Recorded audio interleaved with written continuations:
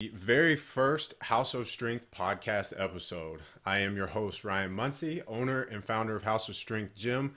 And today, I am happy and proud to be able to bring you this very first podcast. Since it is our first podcast, make sure if you enjoy this that you give us some love on iTunes. Give us a review. Make sure you go on there, click like, and do all that kind of good stuff to help us out. We very much appreciate that. So the House of Strength podcast is designed just like our gym to help make you healthier, stronger, and happier. We want everybody to be able to live your dream life. And the podcast is going to be an extension of what we do in the gym. We're going to try to get you more information, more in-depth knowledge on all the things that House of Strength is about. So today, our very first episode will be with one of my longtime friends. We go back to 12, 13 years old. This is Adam Linkenauger, and Adam is going to tell us how we can all become freak athletes. So Adam, thanks for coming on. Thanks for being our very first guest. Yeah, man, no problem. I'm pumped. I love what you're doing here. This is cool. All right. Well, so for those of you who don't know Adam, like I said, I've known him since we were 12 or 13, and it's one of those fairy tale things where, we were high school friends, college roommates. Adam and I both went to Clemson. While we were there, Adam became the most decorated athlete in ACC history. That's a pretty cool statement. So Adam won 7 ACC titles as a high jumper. He's won another one as a coach for the track team at Virginia Tech. He was 2009 Powerade Slam Dunker of the Year at all of, 5'10", 5'11"? Yeah, 5'10", 5'11", yeah. All right, so the dude can fly. And Adam now has the #1 vertical jump training business in the world. He's got 900,000 followers on social media, YouTube, Facebook page. It's the only verified vertical jump or basketball training. Yeah. Okay. Facebook page. Over 10 million views on YouTube. We're going to give everybody the link to your YouTube channel, Adam, so they can check you out. But it is youtube.com/vertfreak101.com. The .com is spelled out. So for those of you guys new to podcasts, or if you're driving in your car listening to this on iTunes, we're going to have show notes, and this blog or this podcast, every podcast will be posted on the House of Strength website as a blog post, and it will contain what we call show notes. So you'll be able to go click on any of the links or any of the cool information that we talk about during these podcasts. So don't feel like you have to take notes or anything like that. We'll take care of all that for you. So all that housekeeping out of the way, let's get to it. Adam, can you really make anyone jump higher in one day? It's so funny. The answer to the question is actually yes. And, in the realm of vertical jump training, that has been considered, like the most scammiest sounding thing in the world, like especially when it comes to online. And the reason it's like that is marketers back in the day used to say, hey, you'll instantly gain inches on your vertical, and then just give out a generalized weight training program that absolutely, as we know, does not improve your vertical in one day. But I actually figured out how to do this because I was a high jumper. And just like if you're in a basketball player, you work on your technique of your jump shot or your ball handling, just like a basketball player, or let's say a baseball player swings a bat, a golfer swings a golf club.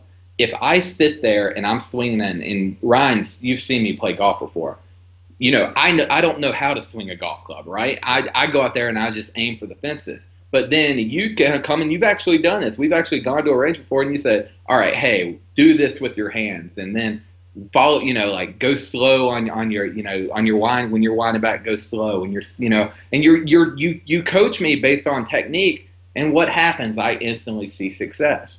Same thing happens in a weight room. You see someone benching with bent wrist, you rotate the wrists up and get in that proper technique position. They're going to see some instant improvements technically, right? Same thing with jumping, but for some odd reason, no one thought about this or hasn't, at least on on a large standpoint in the world we live in, no one said, hey, why don't we look at jump technique?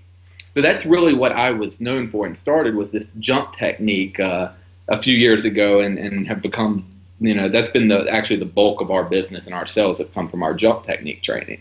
Gotcha.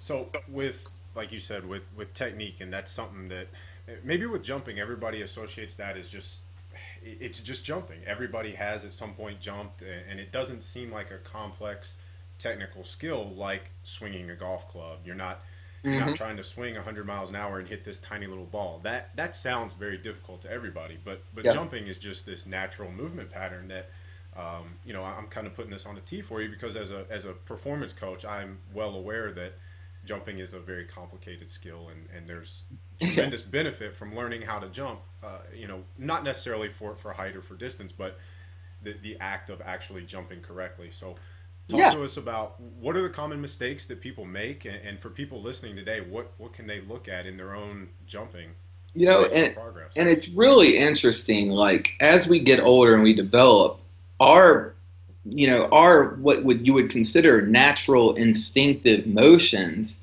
more or less deplete. When you see a baby doing squatting techniques, it looks pretty good, so to speak, when they're squatting around, and their movement patterns seem pretty cool and pretty good as a baby. But as you get older, you see a guy, bending at the back, picking stuff off the ground. You see, running technique and just techniques in general of the body just not producing and not moving efficiently. And I will go out on a limb and say, even from my experiences, I don't know of very few people who jump and want to jump their highest who naturally even get close to the proper jump technique.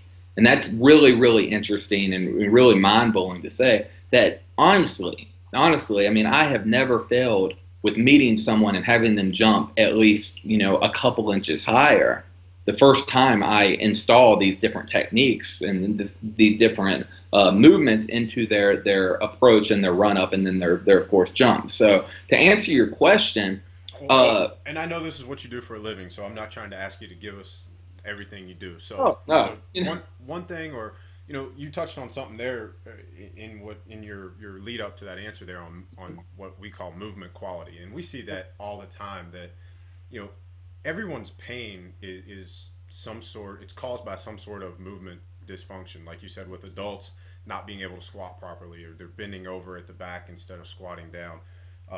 What are the common things that you see in regards to jumping? What kind of issues with movement? Well, the number one issue that I had to change when I got to Clemson, I came out of high school, I was this phenomenal high jumper, at least in my mind. And then at my first practice, I was told, like, dude, you're doing everything wrong. Like, how did you even get here?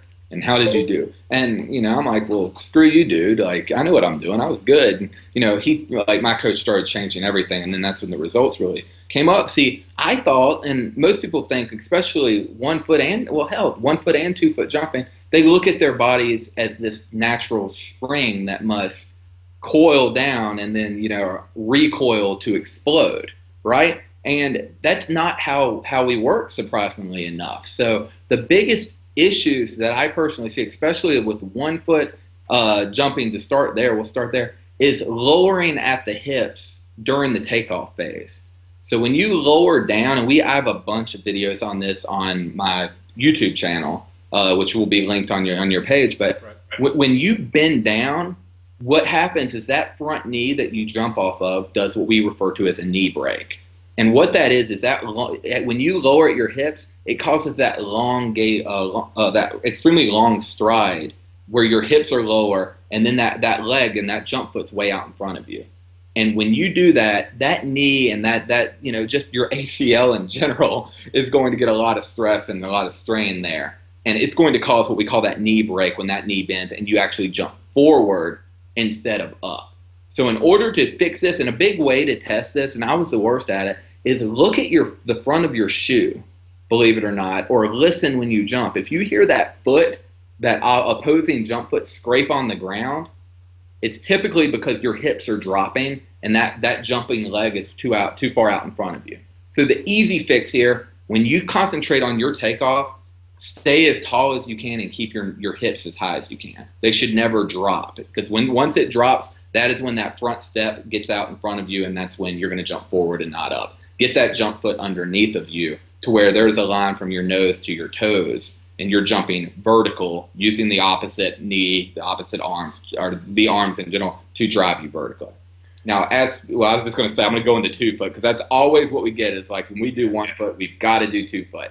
So same concept. People expect, hey, I'm a spring. I need to spring down as low as I possibly can, because that's how springs work. You spring them down as low as they can, and then you let them go, and then they shoot up higher. That's not the case here, okay? The case here is you want to find a really unique point of your amortization phase. That's the phasing between your horizontal movement and that vertical motion, that little split second.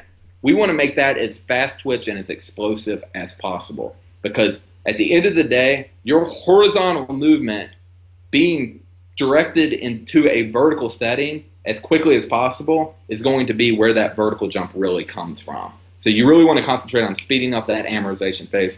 You only want to lower as far as you have to generate as much power without sacrificing speed.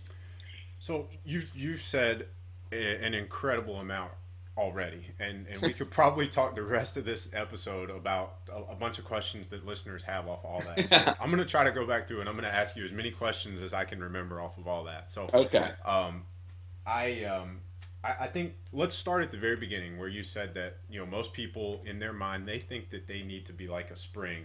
Mm-hmm. And if you look at a spring has to coil as much as possible to produce maximum output. Yes. Why do we not want that in our bodies? Okay. So the reason why we don't want that is because our body, our muscles, if positioned right, can have a spring-like reaction. So I don't want you to look at your body as a spring, but instead I want you to look at your jump-specific muscles and your amortization phase as that spring. So saying that, apparently someone's going off on one of our social medias here, but and what I mean by that is whenever you can position yourself and position that foot for a 1 foot or even 2 foot up underneath of you, line from your nose to your toes, and think of that recoil as the time your horizontal motion is taken vertically. The faster you recoil that motion and fire and feel that tightness in your muscles when that horizontal motion is stopped and you're forcing everything vertical, what's going to happen is every part of your body is going to want to fall forward. Every part of your body is going to want to move in the direction that it had been moving. The quicker and the stronger you are as an athlete, the higher you're going to jump, because you're going to be able to transition that motion as fast as possible. You said another thing there that we want to touch on. A lot of athletes are afraid of the weight room because they think it's going to make them slow. Yes. And you just said that the stronger somebody is, the higher they can jump. Can you touch on that a little bit more? Yeah, so how we always break it down, and with our competitors in general kind of coined this way before I even came along, 7 years ago. They say that to jump higher, you need strength times speed. And the stronger you are means that the more speed you're going to bring to the table, and the more speed you can control. See, I don't fully agree with that. I think they've gotten 66% of it right. So what we do is we say strength times speed times technique, because the stronger you are, the more speed you can actually take on your approach, where you generate your jumping ability is actually going to come. I can tell you if an athlete can jump high well before they ever leave the ground, based on their approach, based on their what we call the MCV, their maximum controlled velocity, maximum controlled speed that they can approach and jump vertical off of. The stronger you are as an athlete, the more controlled that amortization phase is. When you hit that amortization phase, like I mentioned, when all that horizontal movement is then needed to go vertical, that wall, so to speak, is what we call it, is when you run at a wall, you don't want to jump into the wall. What's going to happen is you must have a high level strength base to be able to maintain and control this full body transition that occurs in just that split second. And if you do not have the strength, then you have to slow down your approach. If you have to slow down your approach, you're not going to see very much a result from your jumping. And it all revolves around technique. The more better your technique, the less strength you really have to have, and the less speed you really have to have. But saying that, that's just your generalized level. Like the stronger you get and the faster you get, plus the proper technique, that is when you're getting up 40-inch, 50-inch plus vertical jumps. Yeah. So, and for everybody listening, Adam and I have done several camps and clinics over the past few summers together, and none of this is new to me. I'm just trying to help him guide you guys. But one of the things that we've talked about in the camps in regards to this is that if you look at your current potential as your ceiling, yep. When you maximize your technique, it gets you closer to reaching your current potential, your current ceiling. As you get stronger, you're raising that ceiling even higher. And as you continue to develop and hone that technique, you continue to match your ceiling potential. And as far as the strength stuff goes, I couldn't agree with you more. I've got to give you a fist bump on that one. So well done there. As somebody who fights that stigma of, lifting is going to make me bigger or slower or bulky, whatever. Yeah.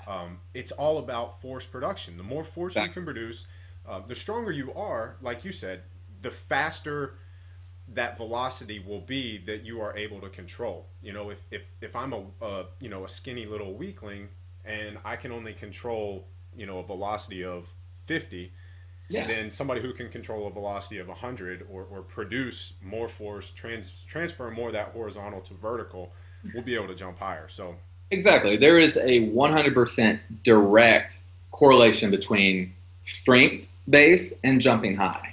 And let's define strength. Strength is nothing more than force production or force output. Yeah. So in order to propel your own body weight upwards and overcome the force of gravity, you have got to be able to produce more force and produce it as rapidly as possible to overcome gravity. It's almost like, it's the same physics equation that a rocket ship or the space shuttle uses to launch off of Earth. Exactly. So exactly. And that's kind of that realization that I work into when I'm working with my athletes is a lot of athletes think, well, heck, I mean, if I want to jump 40 inches in the air, I need to be squatting 500 pounds and I weigh 140. Like, there's just no way I can do it, And what I explain to them, it's not a matter of how much, they think that, like when they go to jump, it's a matter of how much power they can force onto the ground to jump vertical.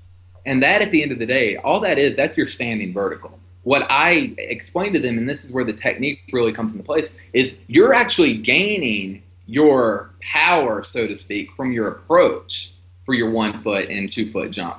All our strength base does, it's the more strength base we can have, that means the more speed we can bring into our approach. I mean, you watched high jumpers and you watched me at Clemson. I mean, we're running at about between 90 and 95% of our max speed and jumping vertical off of it. You know what I mean? So so it's not necessarily about having to generate all that force yourself. It's about harnessing the horizontal momentum and being able to transfer it vertically. Exactly. So how can somebody listening improve their capacity to do just that? Okay, well, first of all, I mean, the beauty is, first of all, if you're not lifting, you need to be lifting. And there are much, much better people that, like Ryan himself, for example, and other trainers out there who will do much better of a job in the so-called, in the weight room to get House of Strength, right? To get that result. Now, what I do, and I mean, I know my way around a weight room. I know how to train athletes in the weight room, but hey, there are better options in that area. But saying that, my biggest reason and my biggest factor here is going to be learning the technique, just because technique you can add to a dynamic warm-up, do approaches and pop-ups and run-ups, and this stuff's all on my YouTube channel, and do this stuff, and honestly, add it to your dynamic warm-up and do it every single day, to where you naturally will be able to understand, hey, I know where my MCV is, I know how much speed I can take,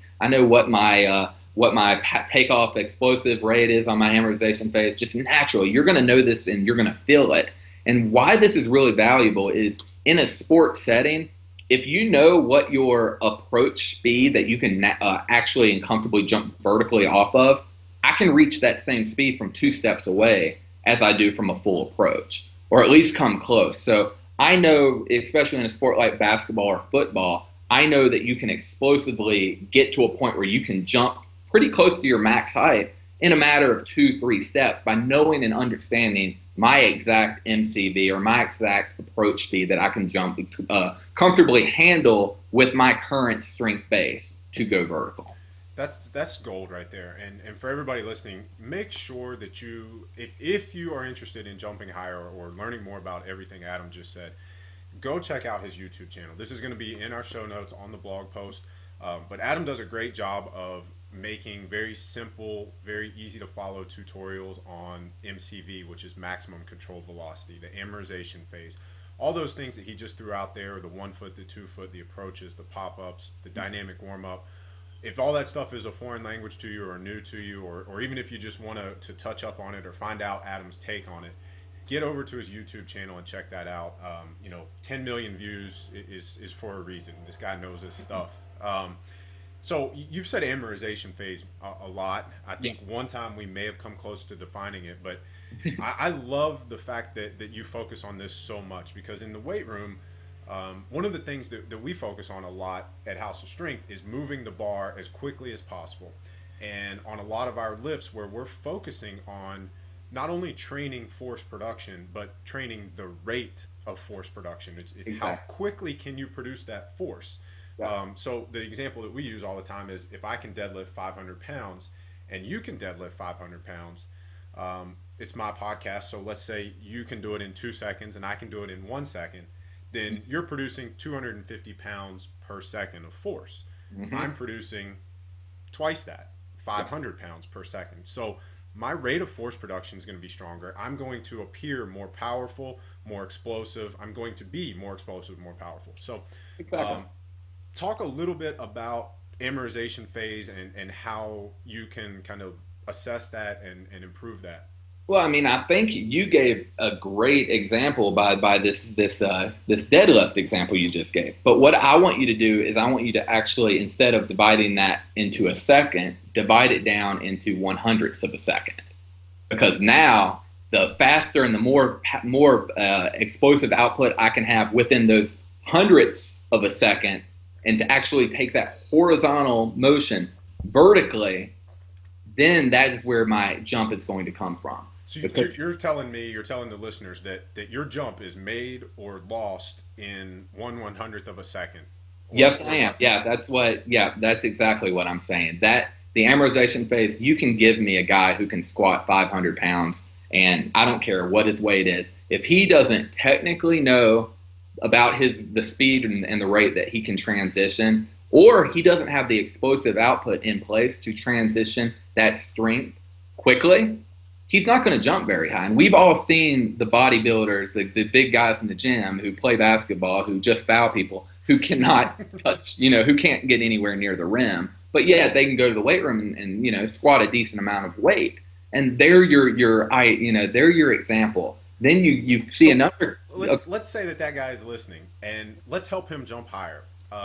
Okay. What I know kind of what I would tell him is, and I think that having seen as many athletes work with you and jump with you in person as I have, I know that what gets lost is they lose the total body tension, they lose tightness in their core, the chest usually collapses, and as you've said many times with me, and I think you've already said it once on this podcast, that wherever your head and chest go, that's where your jump is going to go. So if we're talking about somebody moving horizontally across a basketball court or a high jump pit, and they go in that transition, the amortization phase from horizontal to vertical, if their chest or head falls forward, then they're going to go forward. They're not going to transfer 100% is the goal. They're not going to transfer as much of that momentum vertically as possible.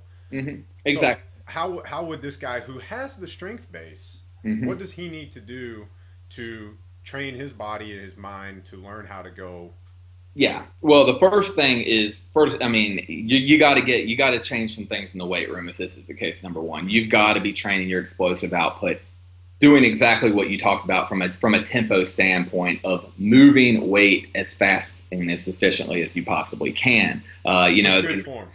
With good form, exactly. And then actually, we'll talk about form on the jump technique side, and you're going to see that I continually come back to jump technique because that really is a massive missing factor in this realm. Because even if you do have the explosive output and you do have the strength base, if you don't have the proper technique or understand this concept, you're still not going to reach your full potential. So saying that, let me pause you for just a second. I'm really glad that you used the golf swing analogy in the beginning because every time, everybody listening, whenever Adam mentions jump technique, I want you to think about a golf swing. And if your swing technique is flawed, it doesn't matter. Nothing else matters. Your strength base, how your abs look, or how tight you are, how much force you produce at impact. If the swing's flawed, you're not hitting it 300 yards down the middle of the fairway. Exactly, and I mean, I think that I'm a prime example of that because like just a couple of weeks ago, we were with some of the most well-known, big, strong, badass weightlifters out there at one of our seminars, and we were all hitting this bag, and I put up, and little old me comes up and beats the majority of everyone in this bag punching contest, and the reason being is I have a good explosive output, but then if you put me on a golf course, I'm getting outdrove by the 60-year-old man next to me because of his efficiency and his swing. Yeah, that's a great example. And I just have to add on that story that you have no idea how pissed off those guys were. I was over there for 5 or 10 minutes before Adam came, and they put everything they had into every quarter that they could possibly scrounge. And Adam walked up, and on his second attempt, he beat them. He beat their best score by over 20 points. So, so funny. Nothing but fast twitch muscle. Exactly, that fast twitch, that explosive output, and there was a little technique involved there with the shoulder rotation and understanding the levers and stuff that maybe I had a little those guys clearly knew nothing about how the body works or how the no. If you guys are listening, we're just kidding. Yeah, exactly right. So let's go back to our bodybuilder, our guy who has all the strength. Yep. So how do we help him get back to? So we work in what we do is we work in some plyometric activities, some different types of box jumps, of different types of depth training. Now I'm not a massive plyometric guy, believe it or not. You'd think jump trainer, he's going to be all about plyometrics. I do some, and I believe in some. I believe, especially at the younger age, of actually starting with what I call light plyometrics, which are more or less what you do in a dynamic warm-up just to get your body moving, getting motion. Every activity, especially where we work with a lot of basketball players, every kid there wants to do plyometrics without realizing that's what he does every single time he steps on a basketball court. So if our big dude's not doing any type of jump training or plyometric training, we're going to start and work in some of that. Because number one, he already does have that strength base you mentioned. If he didn't, we'd obviously we'd change that mindset with our training. Secondly, we would work on a lot of just absolute explosive output with any lifting that he's doing whatsoever. We will concentrate on reversing what I assume is his weight lifting scheme, in the sense he's probably moving extremely heavy weight, extremely slowly. I would go to the point of, I'd be dropping weight down until we see some extremely fast movement out of him. So, and this is another thing that this is a life lesson, not just jumping or not just in the weight room, but you need to do the things that you suck at. If you address and identify and then address and improve any weakness, you will continue to grow, you'll continue to progress and move forward. So in this specific example, Adam has said, we're going to actually use plyometrics. Well, plyometrics are great, as we know, for improving your rate of force production. So with this big guy in our example, we've got somebody who has the strength foundation already, so he has the ability to produce the force. He's just producing it too slowly. So in his case, we want to be able to train the capacity to produce that force more rapidly. Yep. And you touched on it. In the opposite example would be the young, undertrained or new to training basketball player who thinks that they need to be doing all these plyometrics, when what they really need to do is develop that foundation of strength, because they have no ability to produce force. So it doesn't matter how fast you can produce it, you're still operating with a weed eater engine. Yeah, exactly. And we actually call it like we actually refer to it as the nut shot technique.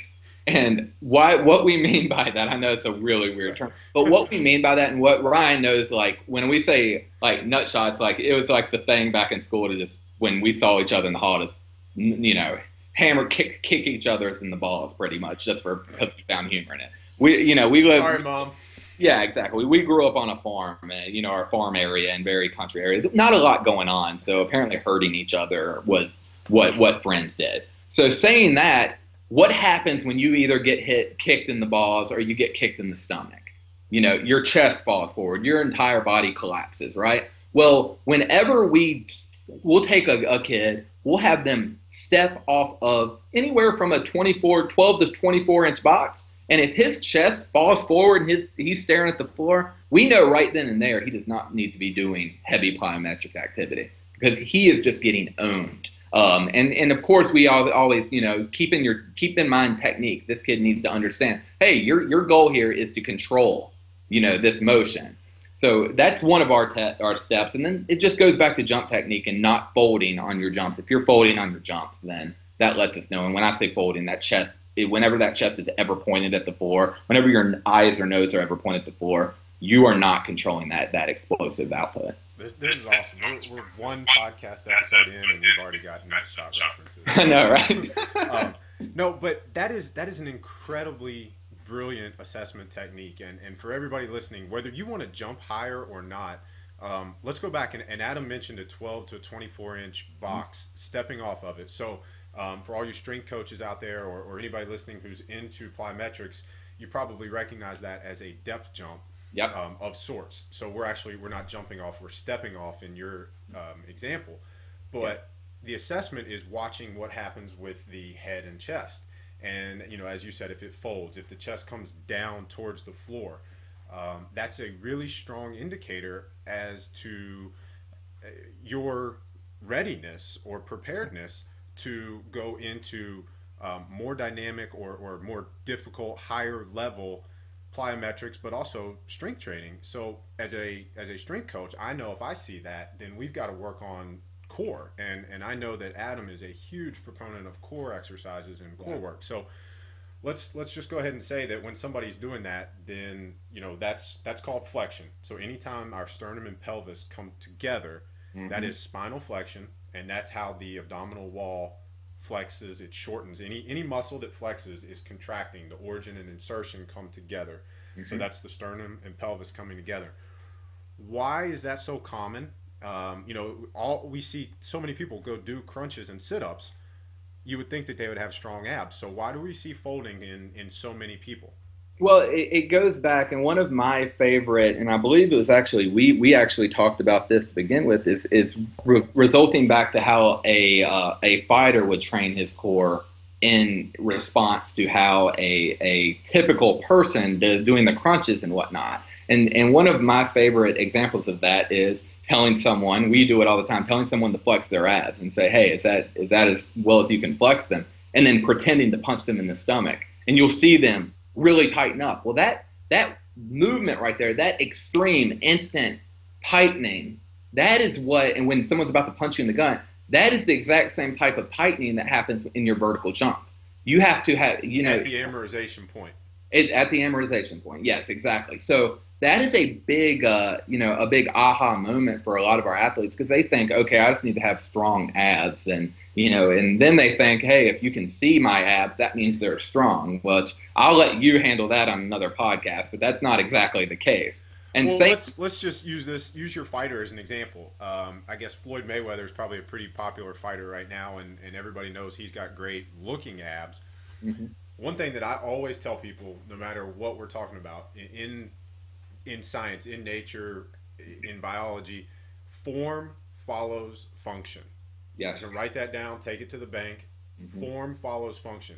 If you have a core or a set of abs or a midsection that can perform like Floyd Mayweather's, and you are lean enough, meaning that they're not covered up with unwanted body fat, which, again, that'll be a whole nother podcast, then you will have abs that look like Floyd Mayweather's. Exactly. So we're training for performance is what you're saying, as opposed to looks and letting the looks follow.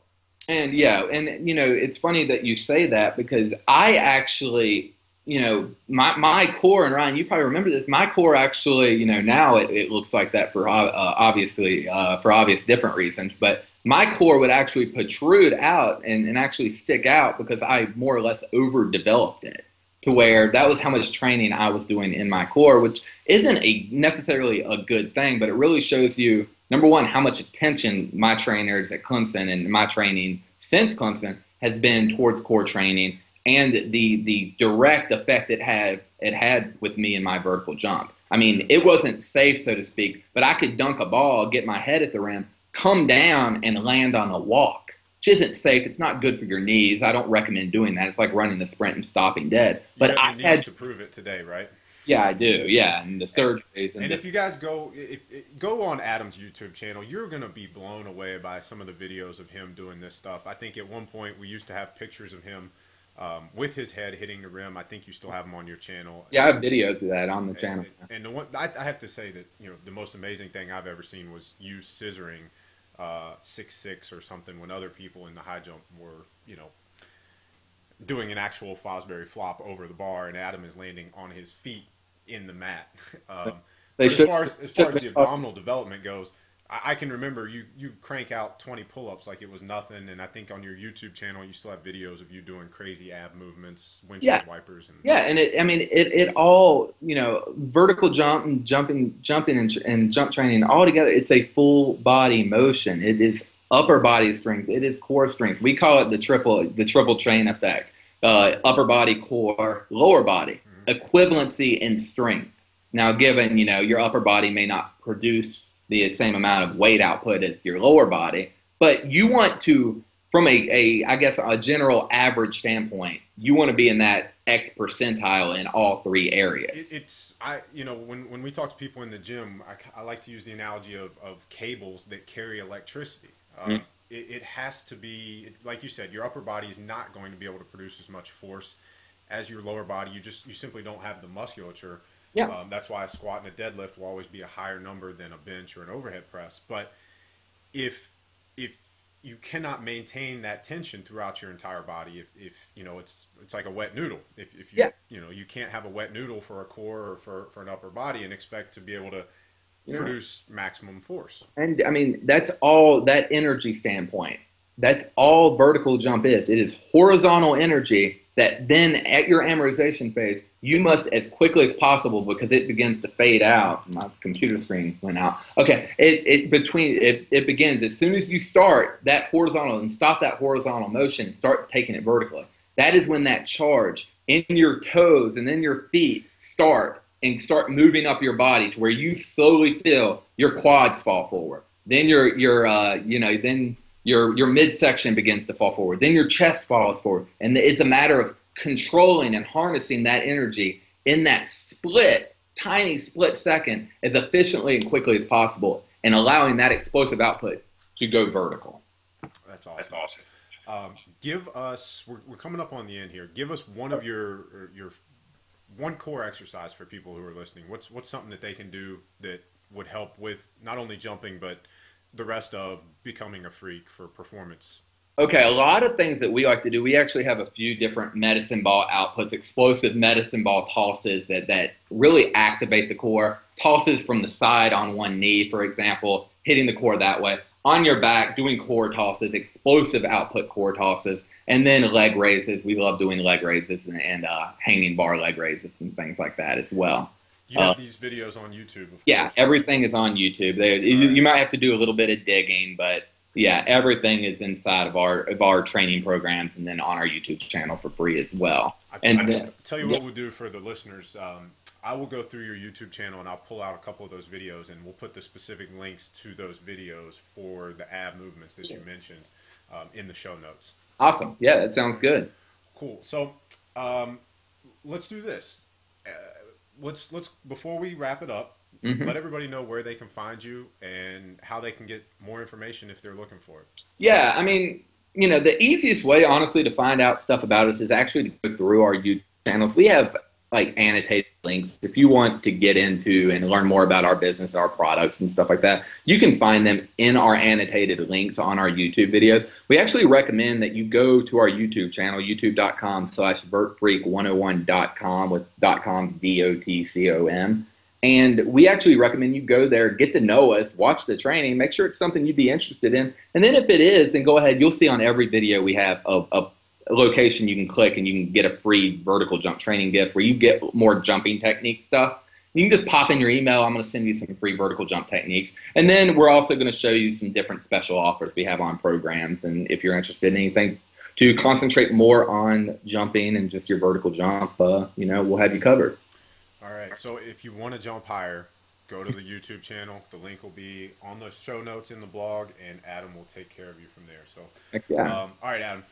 We're going to close every House of Strength podcast episode with two questions for the guests, and you get to lead this off. So, question one is going to be, give us one take-home message from your topic. So your topic is how to jump higher. So, first question, what is one thing that our listeners can take away from this or take home, put to use to help them be a better jumper? Well, if you want to be a better jumper as fast and as easily as possible, which who doesn't, right? It's going to be your technique.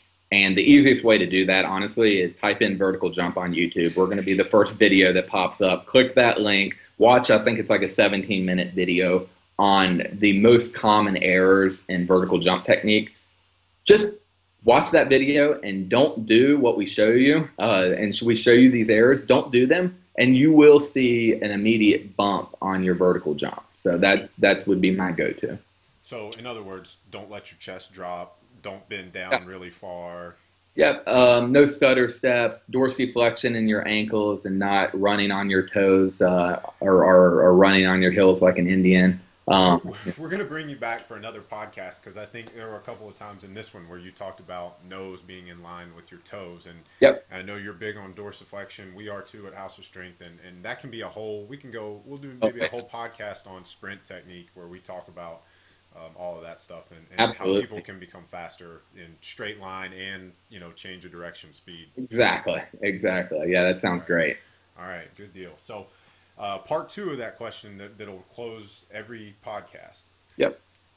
Give us one thing outside of vertical jump. Can be weightlifting, can be life, can be business.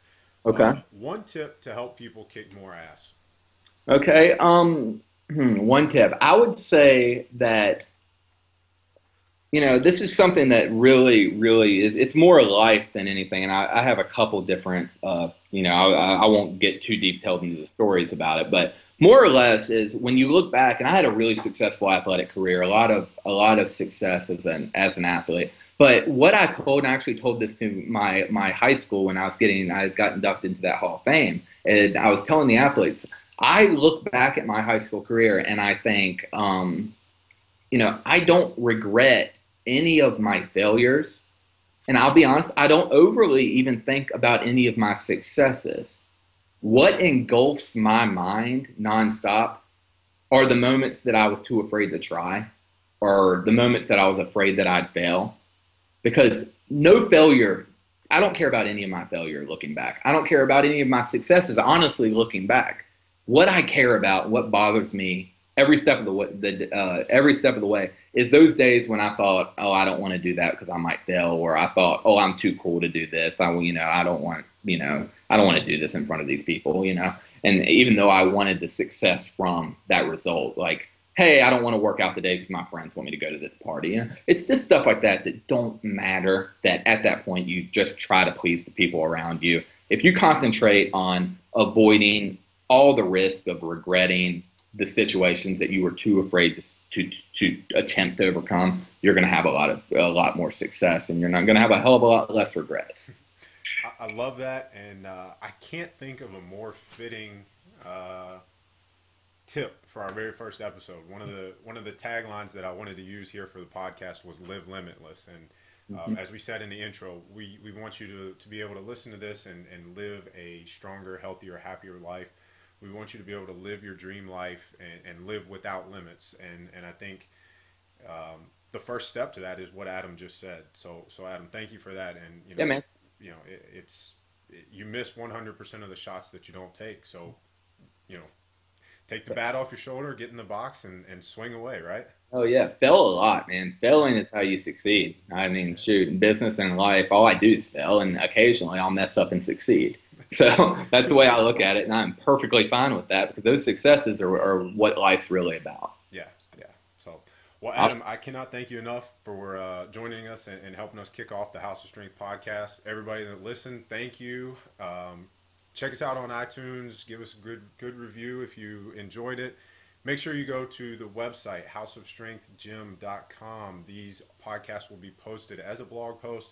All the show notes, all the links, the videos, all the tips that Adam and all of our other guests mentioned will be on there so that you can, like we said, be stronger, healthier, happier, and live limitless. So, till next time, thanks for listening, and